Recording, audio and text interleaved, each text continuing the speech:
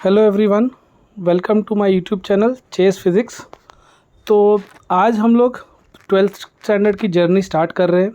तो जिसमें मैंने सोचा मैं पहले मैथ्स पे कर देता हूँ, क्योंकि मैथ्स का ये जो स्टार्टिंग के चैप्टर्स है काफ़ी इजी है। तो आज हम लोग मैथ्स 1 का चैप्टर मैथमेटिक लॉजिक ये करने वाले हैं और इसका एक्सरसाइज 1.1 हम इसमें सॉल्व करेंगे। तो लॉजिक चैप्टर मैंने इसीलिए लिया है क्योंकि सबसे इजी चैप्टर है आपके मैथ्स की जर्नी में ये, और इसका जो वेटेज है ना ये 8 मार्क का है। ठीक है, तो लॉजिक और इसके बाद एक और चैप्टर हम करेंगे मैट्रिसेस। अगर आपने ये 2 चैप्टर कर लिया ना तो आपके कम से कम 14 नंबर हो जाएंगे, 14। ठीक है, और आपको प्रैक्टिकल के 20 मार्क मिलते हैं। तो ऑटोमेटिकली आप ये 2 चैप्टर करने पे ही इनडायरेक्टली कहीं ना कहीं नज़दीक आप पास हो जाओगे। ठीक है, तो इसीलिए ये 2 चैप्टर हम पहले करेंगे। तो उसमें सबसे पहले आज हम एक्सरसाइज 1.1 कर रहे हैं। एक्सरसाइज 1.1 चालू करने के पहले कुछ आपको कंसेप्ट आपको याद रखने हैं मैथमेटिकल लॉजिक के, जो यहाँ पे है। जिसमें सबसे पहले है लॉजिक में ना स्टेटमेंट एक होता है। तो स्टेटमेंट मतलब क्या होता है, थोड़ा बहुत भी अगर आपको इंग्लिश पता रहेगा ना तो आपका काम आसान हो जाएगा। जैसे हम कोई भी स्टेटमेंट, सेंटेंस, कुछ वाक्य बोलते हैं ना या सेंटेंस बोलते हैं जिसकी कुछ मीनिंग होती है, वो हमारा स्टेटमेंट कहलाता है। जैसे कि यहाँ दिया है a statement is a declarative sentence, मतलब कुछ तो बता रहा है, कुछ तो डिक्लेयर कर रहा है, विच इज़ आइदर ट्रू और फॉल्स, या तो ट्रू होगा या तो फॉल्स होगा। लेकिन दोनों साथ में नहीं हो सकता, मतलब दोनों ही ट्रू या फॉल्स एक साथ नहीं। ठीक है, या तो ट्रू होगा या तो फॉल्स होगा। ठीक है, ऐसा नहीं कि ट्रू फॉल्स दोनों, ऐसा नहीं, या तो ट्रू या तो फॉल्स। जैसा example 3 is an odd number. अभी 3 हे ऑड नंबर मतलब विषम संख्या। ठीक आहे, तर आपल्याला विषम संख्या म्हणजे ज्यामध्ये जे 2चे टेबलमध्ये नाहीत, जो 2 के टेबल में नहीं आता, तो इसीलिए इसको हम लोग क्या बोलते हैं, ऑड नंबर। तो 3 क्या है, 2 के टेबल में आता है क्या, नहीं आता, इसीलिए ये एक स्टेटमेंट है। जैसे sun rises in the east, sun कहाँ से, सूरज कहाँ से उगता है, ईस्ट से। ठीक है, तो इसको हम लोग स्टेटमेंट बोलेंगे। तो अगली चीज़ होती है ट्रूथ वैल्यू।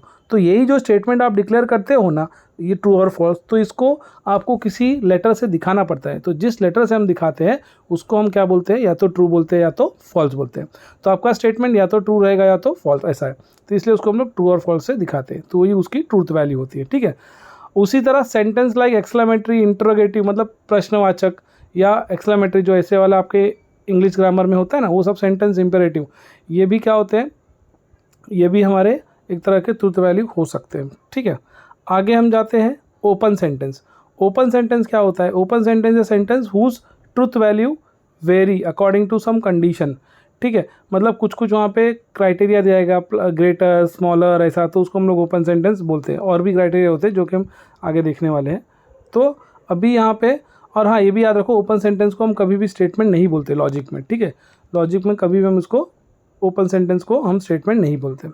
अब आ जाते हैं सबसे मेन पार्ट पे, जो एक्सरसाइज पे ध्यान देना है, ये पूरे चैप्टर पे इस पे ही ध्यान देना है। पहला है एंड। एंड मतलब क्या होता है, दो अगर स्टेटमेंट है, दो स्टेटमेंट को जोड़ने वाला बीच का ये कंजक्शन एक तरह का।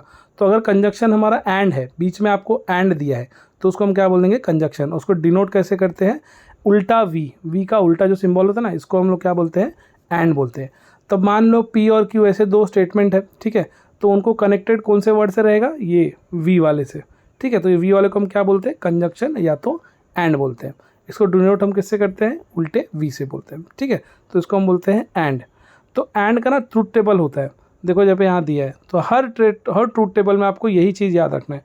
जैसे यहाँ पे आपको दिख रहा होगा पी और क्यू, जैसे बोला ना 2 कंडीशन होता है, या तो ट्रू या तो फॉल्स, तो ऐसे ही 2 स्टेटमेंट हमेशा होंगे। तो पी और क्यू सब में कॉमन रहेगा। ठीक है, तो एंड है, तो एंड का ट्रूथ टेबल का लॉजिक हमेशा क्या रहेगा, P and Q, P and Q. तो ये 2 चीज़ हमेशा याद रखनी है। अगर हमारा 2 ही स्टेटमेंट है तो 2 2 ज़ा 4, हमेशा 2 का स्क्वायर होगा, 2 का n। ठीक है, तो अगर 2 स्टेटमेंट है तो 2 का 2 कितना होगा, 4। तो कंडीशन कितने आएंगे, 4। अगर यहीं पे स्टेटमेंट पी क्यू आर होते तो कितने हो गए, 3 हो गए ना कंडीशन, तो 2 की पावर 3 हो जाएगी। तो 2 की पावर 3 कितनी होती, 8। तो ये जो ट्रू फॉल्स का टेबल दिख रहा है ना, ये जो ट्रू फॉल्स का, यहाँ पे भी 4 है। तो अगर 3 होता कंडीशन, मतलब पी क्यू आर तीनों होता, तो 2 का पावर 3 मतलब कितना, 8। तो ऐसे हमारे 8 होते हैं। तो 8 वाले भी सब हम आगे वाले एक्सरसाइज में सॉल्व करने वाले, तो या तो टेंशन नहीं लेना। तो अभी हम, तो इसकी वैल्यू कैसे याद रखोगे, देखो हमेशा हर केस में 2 बार ट्रू 2 बार फॉल्स, ऐसे याद रखना है। Double T double F, T F T F, T क्या होता है, ट्रू, एफ क्या होता है, फॉल्स। ठीक है, स्टेटमेंट सही होगा तो मतलब ट्रू, स्टेटमेंट गलत होगा तो मतलब फॉल्स। तो हमेशा 2/2 का हमेशा कैसे याद रखोगे, do true do false, P को, और क्यू को क्या लिखोगे, टी एफ। वैसे ही और में भी देखो सेम करना है आपको, double T double F, T F सही। ठीक है, इफ़ में भी ऐसे ही टी डबल एफ। तो याद रखो ये सब में कॉमन हो गया। ठीक है, क्या, 2 ट्रू 2 फॉल्स। ठीक है, और पी में कैसा, क्यू में कैसा रहेगा, टी एफ। याद रखो हाँ, सब में ये सेम रहने वाला है, सब में ये सेम रहने वाला है। ठीक है, तो पहला चीज़ है जब किसी भी दो स्टेटमेंट के बीच में एंड आ जाए कंजक्शन, तो उसको हम क्या बोलेंगे, एंड। ठीक है, तो एंड में क्या होता है, अगर दोनों स्टेटमेंट ट्रू है, मतलब मेरा पहला वाला स्टेटमेंट भी ट्रू है, दूसरा वाला स्टेटमेंट भी ट्रू है, तभी क्या रहेगा, हमारा आउटपुट क्या रहेगा, ट्रू। तभी हमारा गिवन उसका रिजल्टेंट स्टेटमेंट क्या रहेगा, हमेशा ट्रू रहेगा। कब, जब दोनों ही स्टेटमेंट क्या रहेंगे, ट्रू, तभी हमारा लॉजिक ऑपरेटर का आंसर क्या आएगा, ट्रू। ठीक है, नहीं तो बाकी सब फॉल्स आएंगे। बाकी सब फॉल्स का मतलब, मान लो मेरा पहला वाला ट्रू है, देखो यहाँ पे दिया ना, पहला वाला ट्रू है, दूसरा वाला फॉल्स, फिर भी क्या आएगा, फॉल्स ही आएगा। अगर दोनों फॉल्स है फिर भी फॉल्स आएगा। अगर पहला एफ है फॉल्स है, दूसरा ट्रू है, तो भी फॉल्स ही आएगा। तो इसमें आपको याद क्या रखना है कि अगर दोनों ट्रू है, किसमें, एंड में दोनों ट्रू तो ट्रू, नहीं तो बाकी सब कंडीशन में क्या रहेंगे, फॉल्स। और कंडीशन आप कैसे याद रखोगे, डबल टी डबल एफ। ठीक है, और टी एफ। ठीक है, याद रखो ऐसा। ये हो गया एंड के बारे में। एंड को डिनोट कैसे करते हो आप, उल्टे वी से। अब एंड का उल्टा मतलब और, एंड का उल्टा मतलब और में क्या होता है, दो चीज़ों के बीच में कोई भी ऑप्शन आ गया, जैसे if she is either failing, either choosing math subject और चूजिंग बायोलॉजी सब्जेक्ट, आइदर आ गया ना, आइदर आ गया मतलब दो ऑप्शन ऐसा, तो उसको हम लोग बोलते हैं और मतलब होता है अलग, मतलब डिसजंक्शन, कंजक्शन का उल्टा डिसजंक्शन। तो डिसजंक्शन में खास बात क्या याद रखनी है आपको, अगर दोनों फॉल्स तभी क्या रहेगा, फॉल्स, तभी क्या रहेगा, रिजल्टेंट फॉल्स, नहीं तो सब क्या रहेंगे, ट्रू। अगर दोनों फॉल्स तभी स्टेटमेंट हमारा क्या रहेगा, रिजल्टेंट आउटपुट फॉल्स, नहीं तो दोनों हमेशा क्या रहेगा, फिर ट्रू ही रहेगा। हमने एंड में क्या पढ़ा, अगर दोनों ट्रू रहेगा तो ट्रू, नहीं तो फॉल्स। तो और को कैसे डिनोट करते हो आप, और को हम लोग ऐसे वी से डिनोट करते हैं, और एंड को कैसे करते हो आप, उल्टा वी। ठीक है, याद रखो। अब अगला स्टेटमेंट, नॉट मतलब होता है मना करना, नेगोशिएशन का मतलब क्या होता है, अगर आपने कोई भी स्टेटमेंट ट्रू दिया है तो इसका नेगोशिएशन मतलब इसको ऐसा सिंबल, जैसा अल्टरनेटिंग करंट का देते हो ना, ऐसा सिंबल। ठीक है, तो ट्रू का नेगोशिएशन क्या होगा, फॉल्स। वही अगर फॉल्स रहा तो फॉल्स का उल्टा क्या होगा, ट्रू, मतलब मना करना। अगर आपने ट्रू बोला तो मैं क्या बोलूँगा, फॉल्स। मैंने फॉल्स बोला तो आप क्या बोलोगे, ट्रू। ठीक है, तो इसको हम लोग बोलते हैं नेगोशिएशन। तो नेगोशिएशन में 4 कंडीशन नहीं होते, जैसे इसमें सब में 4 कंडीशन ना, नेगोशिएशन में सिर्फ दो ही कंडीशन होता है। क्या, अगर ट्रू है तो फॉल्स, नहीं तो फॉल्स है तो ट्रू। सिंबल क्या रहेगा, ऐसा है। तो अभी तक हमने क्या क्या देखा, एंड देखा, एंड में कैसा है, ऐसे, और में कैसा है, ये, और नेगोशिएशन मतलब ये। ठीक है, तो ये तीनों चीज़ याद रखो।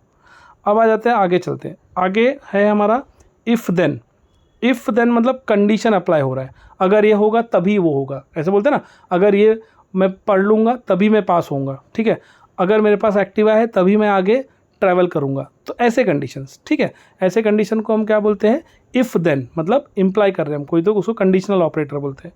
इसको डिनोट कैसे करेंगे, ऐसे।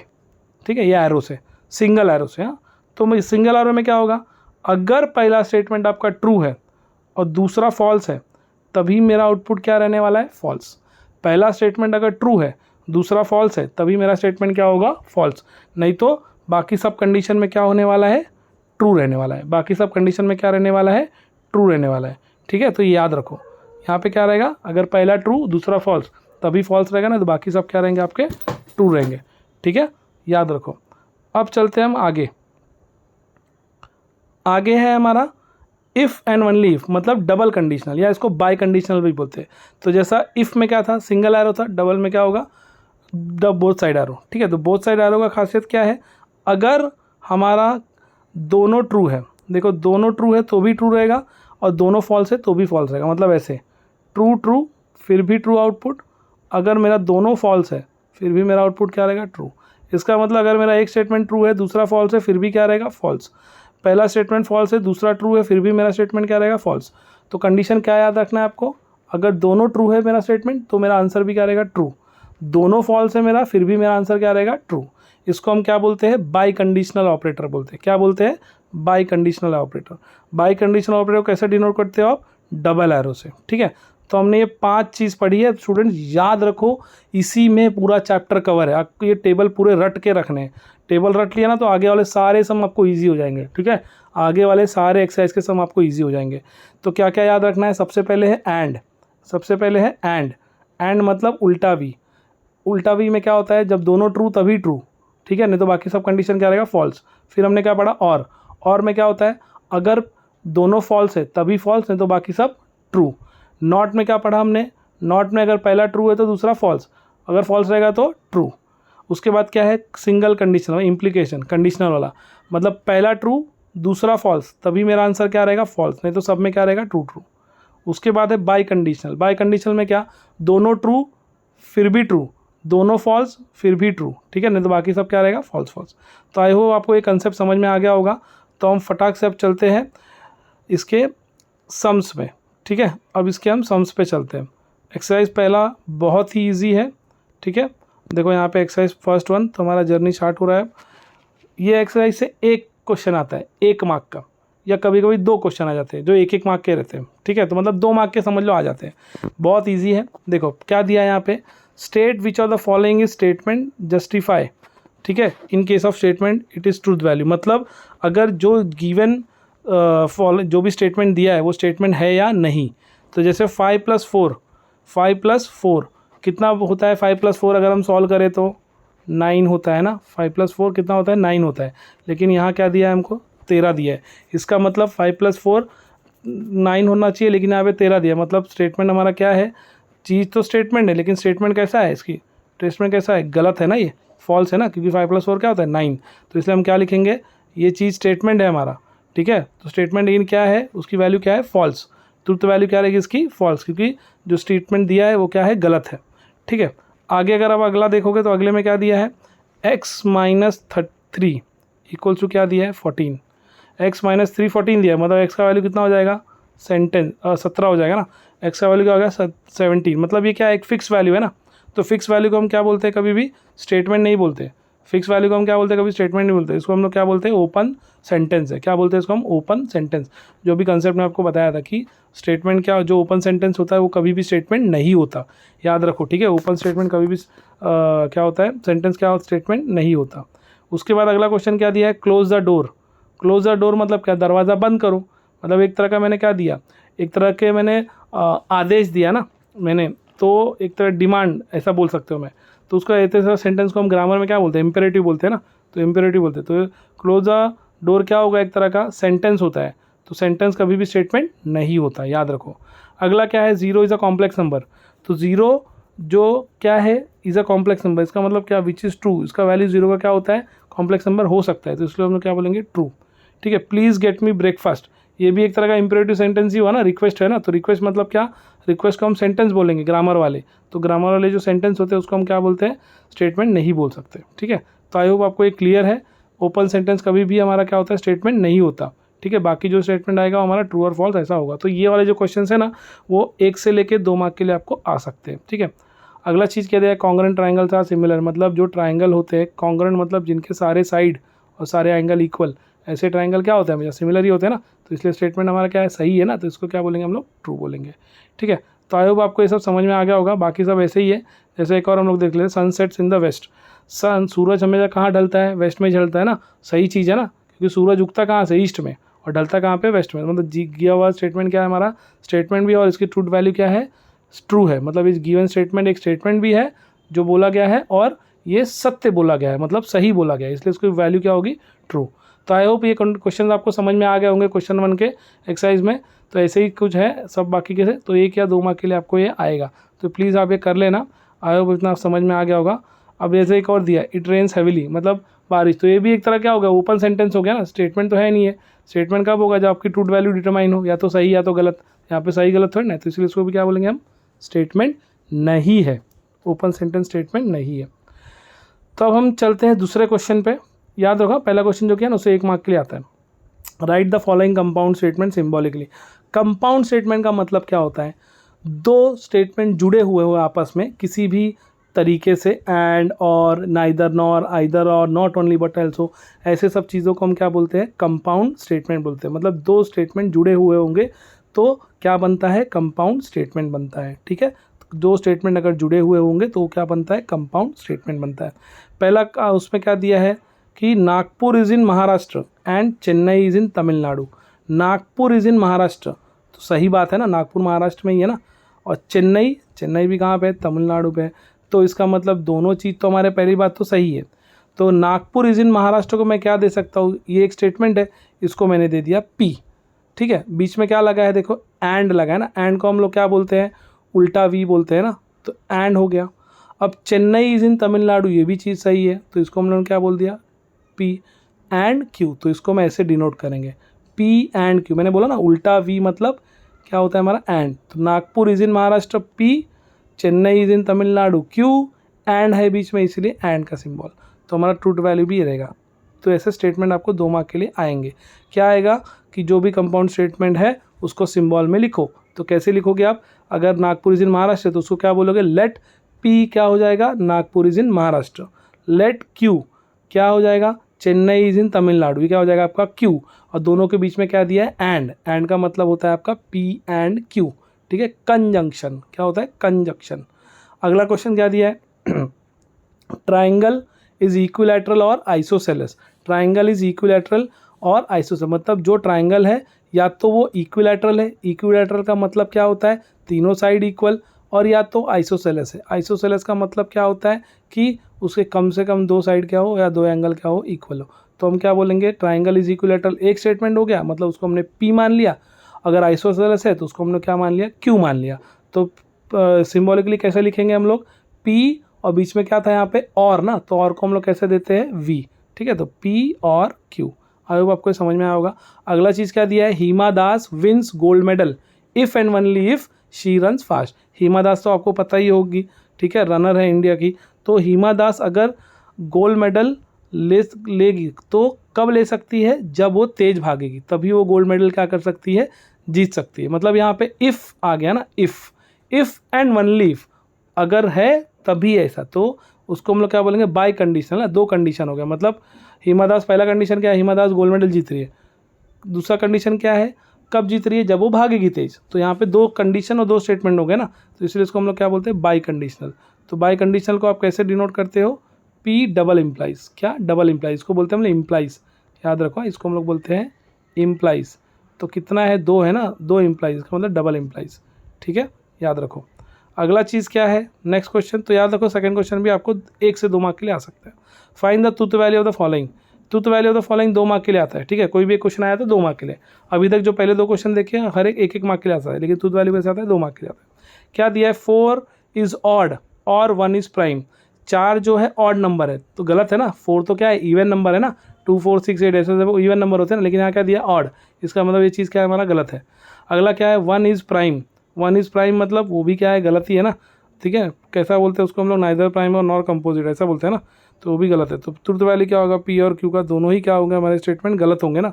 4 इज ऑड भी गलत है, 1 इज प्राइम भी क्या है, गलत है। तो इसीलिए हम लोग क्या बोलेंगे, डिनोट कैसे करेंगे, और दिया है ना, तो मतलब और मतलब क्या हो जाएगा, उल्टा, मतलब वो वी हो जाएगा ना। तो दोनों ही चीज़ क्या थे हमारे फॉल्स ना, मतलब पी भी फॉल्स था और क्यू भी फॉल्स था। तो याद रखो हमेशा, अगर दोनों स्टेटमेंट फॉल्स है तो उसका और हमेशा क्या रहेगा, फॉल्स ही रहेगा। उसका और हमेशा क्या रहेगा, फॉल्स ही रहेगा। और में पता है ना आपको, जब क्या है वहाँ पे दोनों फॉल्स है तभी क्या रहेगा, फॉल्स। दोनों फॉल्स है तभी क्या रहेगा, फॉल्स। पता है ना कहाँ से आया है, देखो फिर से दिखा देते। देखो यहाँ पे स्टार्टिंग में हमने किया था, देखो यहाँ पे और दिख रहा है ना, दोनों फॉल्स है तो क्या है, फॉल्स। याद रखो, ये दोनों फॉल्स है तो फॉल्स, इसलिए बोल रहा हूँ टेबल आपको याद रखना है। ठीक है, तो और मतलब दोनों फॉल्स है तो फॉल्स, तो दोनों फॉल्स था तभी ये क्या हो गया, फॉल्स हो गया।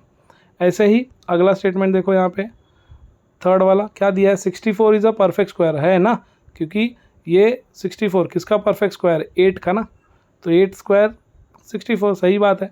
46 is a prime number, 46 prime number है क्या, नहीं ना, क्योंकि 46 प्राइम नंबर क्या होता है, जो खुद के टेबल में आए। तो 46 खुद के टेबल में आ रहा है क्या, नहीं ना। 46 तो 2 के टेबल में भी आ सकता है, ठीक है ना, 2 के टेबल में आ सकता है ना। तो इसको हम लोग क्या बोलेंगे, प्राइम नंबर ये नहीं है, प्राइम नंबर ये नहीं है। तो यहाँ पे देखो दिया है, क्या दिया है कि 64 तो स्क्वायर है, मतलब ट्रू है, 46 लेकिन प्राइम नंबर नहीं है ना। तो क्योंकि क्या क्या है, इवन नंबर है ना एक तरह का, तो वो क्या हो गया, गलत हो गया ना स्टेटमेंट। तो आपका पहला बीच में क्या सिंबल दिया, यहाँ पे एंड दिया है, मतलब आपने पी लिखा, उसके बाद आपने क्या लिखा, एंड। एंड मतलब क्या हो गया, उल्टा वी, ठीक है। और क्यू हमारा क्या है, क्यू आपका फॉल्स है ना, मतलब पहला ट्रू हो गया, फिर एंड हो गया, फिर क्या हो गया, फॉल्स।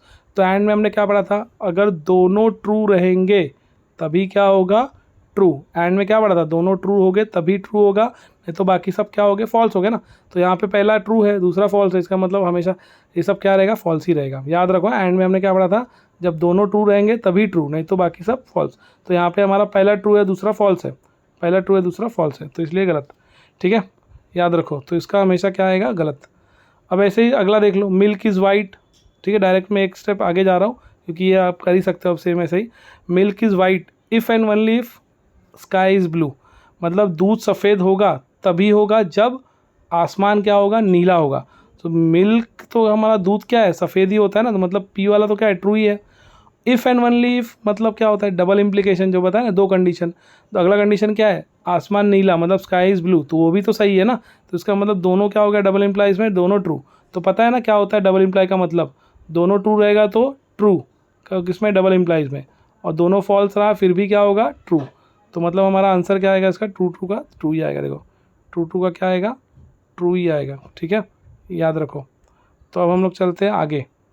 आगे क्या दिया है, question number 4, statement P and Q are true statement. R और एस कैसा है, मतलब पी क्यू दोनों क्या है, ट्रू ट्रू, आर एस दोनों क्या है, फॉल्स फॉल्स।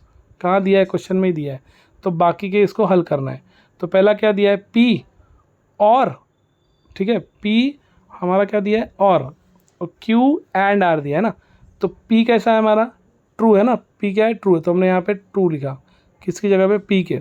क्यू क्या है हमारा, ये भी ट्रू है, तो उसकी जगह पे भी ट्रू लिख दिया। आर क्या है हमारा, फॉल्स है, तो आर की जगह पे हमने क्या लिख दिया, फॉल्स। आर की जगह क्या लिख दिया, फॉल्स। तो ये ध्यान में रखो, क्वेश्चन में पी क्या दिया था, ट्रू, क्यू भी क्या दिया था, ट्रू, आर क्या दिया था, फॉल्स।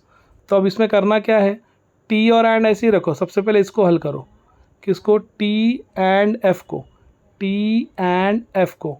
तो एंड में पता है ना क्या होता है, एंड में क्या होता है, दोनों फॉल्स रहा तो ही क्या रहेगा, फॉल्स, नहीं तो बाकी सब क्या रहता है, एक तरह का ट्रू हो जाता है ना। ऐसे ही रहता है ना हमारा एंड का, हमारा एंड का एक्चुअली ऐसे ही रहता है ना। अरे मतलब दोनों अगर ट्रू रहा तो ट्रू, सॉरी हाँ, दोनों अगर ट्रू रहा तो ट्रू, नहीं तो बाकी सब क्या होगा, फॉल्स। तो यहाँ पे पहला ट्रू है, दूसरा फॉल्स है, इसका मतलब क्या होगा, फॉल्स ही होगा ना, ठीक है। एंड में क्योंकि दोनों ट्रू रहा तो अभी ट्रू, नहीं तो बाकी सब फॉल्स। तो यहाँ पे कंडीशन हमारा कैसा हो जाएगा, ये वाला टी एंड एफ क्या हो जाएगा हमारा, फॉल्स हो जाएगा। तो इसलिए देखो यहाँ पे फॉल्स लिखा है। इसके पहले क्या है, टी है ना, इसके पहले क्या है, टी है ना, टी क्या, टी ये वाला टी, तो टी और है ना यहाँ पे, टी और का मतलब क्या होता है, और में क्या होता है, दोनों फॉल्स तभी क्या होता है, दोनों फॉल्स रहेगा तभी क्या होता है, फॉल्स, नहीं तो बाकी सब ट्रू होता है ना। तो यहाँ पे देखो दोनों फॉल्स तो नहीं है ना, तो इससे क्या रहेगा, कंडीशन ट्रू रहेगा। आई होप आपको ये समझ में आ रहा है, एंड और है ना। एंड का मतलब क्या था हमारा, एंड का मतलब जब दोनों ट्रू तभी ट्रू, नहीं तो बाकी सब फॉल्स। और में क्या होता था, डिजंक्शन, डिजंक्शन में दोनों फॉल्स तभी क्या होता था, फॉल्स, नहीं तो बाकी सब ट्रू, ठीक है। अब ऐसे अगला देख लेते हैं।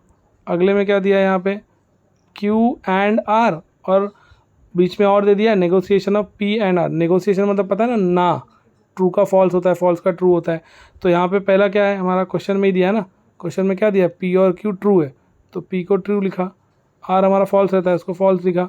उसके बाद क्या दिया है, पी को वापस ट्रू लिखा, और एस को हमेशा क्या लिखा हमने, फॉल्स। क्यू देखो क्वेश्चन में दिया है, आर और एस क्या है, फॉल्स है। तो वापस टी एंड एफ का क्या होगा, टी एंड एफ मतलब, एंड मतलब क्या होता है, दोनों ट्रू तभी ट्रू ना। तो यहाँ पे लेकिन पहला ट्रू हो गया, दूसरा फॉल्स हो गया, इसलिए क्या हो जाएगा, फॉल्स। फिर यहाँ पे भी ऐसे ही, नेगोशिएशन ऑफ ट्री मतलब क्या होता है, फॉल्स ना। नेगोशिएशन ऑफ ट्रू मतलब ट्रू का उल्टा क्या होता है, फॉल्स। ट्रू का उल्टा क्या होता है, फॉल्स, और एफ तो ऐसे ही रहेगा। ट्रू का उल्टा क्या होता है, फॉल्स, और एफ तो ऐसे ही रहेगा। तो इसलिए एफ एंड एफ। अब एंड में बताओ क्या होता है, दोनों ट्रू तभी ट्रू ना, लेकिन यहाँ पे क्या है, दोनों फॉल्स है, तो दोनों फॉल्स का भी क्या होगा, एंड में फॉल्स ही होगा। क्यों, क्योंकि वो एंड में एक ही केस है, क्या केस है, दोनों ट्रू होगा तभी ट्रू, ये किस में, एंड में। और में क्या होगा, दोनों फॉल्स है तभी क्या होता है, फॉल्स। तो ये सब चीज़ वापस वापस वही आ रहा है, ठीक है, याद रखो। तो आई होप ये आपको समझ में आया होगा। अब ऐसे हम लोग अगला सम देखते हैं, ये वाला सिक्स वाला देख लेते हैं एक बार, सिक्स वाला देख लेते हैं ये वाला। तो सिक्स वाले के लिए क्या करते हैं, अभी सिक्स वाले में क्या दिया है देखो यहाँ पे, नीचे नेगोशिएशन ऑफ पी ना, यहाँ पे देखो नेगोशिएशन ऑफ पी, तो नेगोशिएशन ऑफ पी दिया है तो हम लोग क्या करेंगे, देखो यहाँ पे मैं तो बताता हूँ, नेगोशिएशन ऑफ पी मतलब ट्रू हो गया, उसके बाद ऐसे वापस नेगोशिएशन ऑफ पी दिया तो वो भी क्या होगा, ट्रू। फिर हमें क्या दिया है, आर और एस दिया होगा, शायद से आर और एस दिया होगा, यहाँ पे देखो क्या दिया है, आर दिया है ना, तो आर दिया तो मतलब यहाँ पे एफ, क्योंकि आर और एस क्या है, फॉल्स है ना। उसके बाद वापस क्या दिया है यहाँ पे, उसके बाद यहाँ पे देखो क्या दिया है, और दिया है बीच में सिंबल, तो यहाँ पे देखो और है। उसके बाद क्या दिया है, क्यू एंड आर दिया ना, क्या दिया है, क्यू एंड आर, तो क्यू एंड आर का मतलब टी एंड एफ, ठीक है। क्यू का मतलब क्या है, ट्रू दिया है, आर का मतलब क्या है, फॉल्स दिया है। उसके बाद क्या दिया है, और, तो वापस देखो यहाँ पे और दिया है, तो यहाँ पी दिया है, पी का वैल्यू क्या है, ट्रू, आर क्या होता है यहाँ पे, फॉल्स, क्योंकि क्वेश्चन में फॉल्स दिया है, ठीक है। तो आई होप आपको क्वेश्चन समझ में आया होगा। तो नेगोशिएशन ऑफ ट्रू मतलब क्या है, ट्रू का उल्टा, तो क्या होगा, फॉल्स ही होगा ना। एंड ऐसे कैसे, नेगोशिएशन ऑफ ट्रू वापस क्या होगा, फॉल्स। वैसे और कहीं नेगोशिएशन है नहीं है, तो बाकी सबको ऐसे लिख दिया, किसको, टी एंड एफ, तो एंड में क्या होता है, ट्रू ट्रू का ट्रू ना, तो बाकी सब एफ, तो इसीलिए टी एंड एफ का वैल्यू क्या हो गया, फॉल्स। वैसे ही टी एंड एफ वापस, टी और क्या होगा, वापस फॉल्स ही होगा। दोनों के बीच सिंबल कौन सा दिया है, और, दोनों के बीच सिंबल क्या दिया है, और। तो एफ में क्या होता है, और में क्या होता है, दोनों फॉल्स रहा तभी फॉल्स ना, तो दोनों फॉल्स है तो इसीलिए क्या हो जाएगा, एफ फॉल्स हो जाएगा। दोनों फॉल्स है तो इसलिए क्या हो गया, फॉल्स। इसको कैसे हल करोगे, देखो एफ एंड एफ ना, एफ एंड में क्या होता है, लेकिन दोनों ट्रू तो ट्रू ना, एंड में क्या होता है, दोनों ट्रू तो ट्रू, नहीं तो बाकी सब फॉल्स। तो यहाँ पे दोनों फॉल्स दिया है तो डायरेक्टली क्या हो गया, वो फॉल्स हो गया, ठीक है। तो इसलिए ऐसे सॉल्व हो गया, ऐसे सॉल्व हो गया। अब डायरेक्टली आपको क्या करना है, एफ एन एफ का एफ ही है, और एफ का भी क्या हो गया, एफ। तो यहाँ पे अब क्या है, डायरेक्ट देखो एंड आ गया, तो एंड में मैंने वापस बोला है, डियर स्टूडेंट याद रखो दोनों ट्रू तो ट्रू, लेकिन यहाँ पे क्या है, दोनों फॉल्स है ना, तो दोनों फॉल्स का मतलब क्या हो गया, फॉल्स ही हो गया, क्योंकि जब दोनों ट्रू होगा तभी ये ट्रीटमेंट ट्रू होता है। अब अगला इसलिए लास्ट में क्या बचा, और ऐसे रखा, एफ और एफ, तो एफ में क्या होता है, दोनों फॉल्स तभी फॉल्स ना, तो इसलिए यहाँ पे दोनों फॉल्स, इसलिए इसका आंसर क्या आएगा, फॉल्स ही आएगा।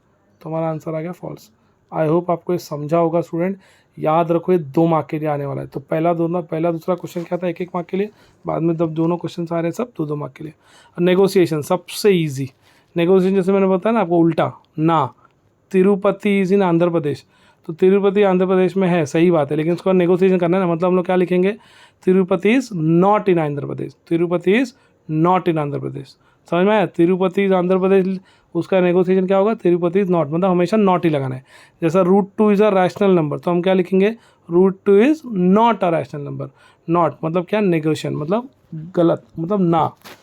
7 + 3 कितना होता है, इज़ ग्रेटर देन 5, ठीक है। तो हम लोग क्या लिखेंगे, लेकिन 7 + 3 इज़ नॉट ग्रेटर देन 5, तो ये ग्रेटर का सिंबल है, लेकिन नॉट ग्रेटर मतलब ऐसा हो जाएगा, ठीक है। तो ये हमारा ट्रूथ वैल्यू, तो ये भी नेगोशिएशन भी एग्जाम में आता है 1 मार्क के लिए, ठीक है। तो यही एक्सरसाइज हमारा ख़त्म हो रहा है। आई होप आपको ये समझ में आया होगा, ठीक है। तो समझ में आया होगा तो प्लीज़ याद रखो, ये एक्सरसाइज से एक क्वेश्चन तो आता ही आता है बोर्ड एग्जाम में, तो या तो आप मान लो 1 मार्क के लिए आ सकता है, या तो 2 मार्क के लिए, तो बहुत बहुत ईजी है। याद रखो, आप थोड़ा, आपको ग्रामर आना चाहिए इंग्लिश का, बस ओपन सेंटेंस याद रखो, स्टेटमेंट नहीं होता, बस इतना याद रखना है। बाद में एंड, और, नॉट, और इफ़ एंड ओनली इफ़, इसके आपको क्या करना है, लॉजिकल इवैल्यूएटिव टेबल आपको याद रखना है। ये याद रख लेना, पूरा चैप्टर मक्खन की तरह है, फटाक से हो जाएगा, ठीक है। याद रखो। फिर इससे रिलेटेड जो सम्स है एक बार कर लो, मैंने करा दिया ऑलरेडी, तो आपका एक्सरसाइज 1.1 मतलब आपका एटलीस्ट एक क्वेश्चन तो पक्का हो जाएगा, या तो 1 मार्क के लिए, या तो 2 मार्क के लिए। तो अगर आपको वीडियो मेरा अच्छा लगा है तो प्लीज़ कमेंट कर देना। आपका बहुत सपोर्ट चाहिए टाइम पे मुझे, क्योंकि मैं PCM तीनों ही टाइप पे स्टार्ट कर रहा हूँ, तो आपके सपोर्ट के लिए मुझे बहुत ज़रूरत है। आप ऐसे ही अगर मुझे सपोर्ट करते रहोगे तो मैं वीडियो बनाते रहूँगा, ठीक है। तो प्लीज़ बाकी अपने फ्रेंड्स को भी बोलिए, जो ज्वाइन नहीं करें यूट्यूब चैनल मेरा ज्वाइन कर लें, तो आपकी 12th की जर्नी में मैं साथ रहूँगा। मुझे बहुत ज़रूरत है टाइम पे आपके सपोर्ट की, ठीक है। और कंटेंट अच्छा लग रहा है तो प्लीज़ कमेंट कीजिए, सब्सक्राइब कीजिए, अगर नहीं किया होगा तो लाइक कीजिए, शेयर भी कर दीजिए।